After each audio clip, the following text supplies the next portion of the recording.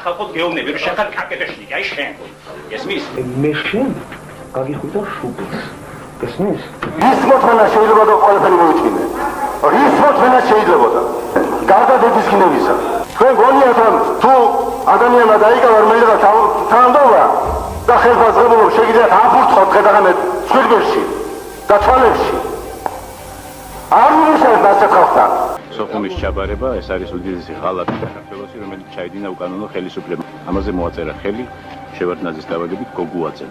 ყველა შეიარაღებული ძალა, თვითუკანონო ხელისუფლების შეიარაღებული ძალებიც უნდა დამოუკიდებლობას მე როგორც საქართველოს რესპუბლიკის პრეზიდენტს და უმაღლეს მთავარსარდალს. მე გადავდგები მხოლოდ მას შემდეგ, როდესაც ვიქნები დარწმუნებული, რომ ვერავინ ვეღარ დაუქნევს თითს დამოუკიდებელ ტელეკომპანიებს. ციხეში ბუნტის ნებისმიერ მცდელობისას გამოიყენონ ძალა, გახსნან ცეცხლი და ადგილზევე მოკლან, გაანადგურონ ყველა ის კრიმინალი, რომელიც შეეცდება სიტუაციის არევას.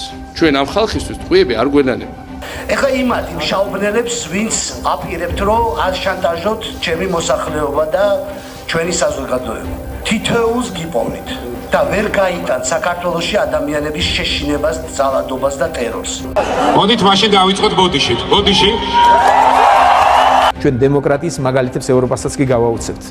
პირდაპირ მნიშვნელობით ამბობენ, რომ გაოცებული ვართ თქვენი დემოკრატიული ქმედებით. არავის არ უთქვამს დღეს, ვერ ბედავენ ვერავინ, რომ ახალი ხელისუფლება ძალადობს, ან ცდილობს გავლენა მოახდინოს სასამართლოზე. ან ცდილობს მედია მოიქციოს საკუთარი გავლენის ქვეშ.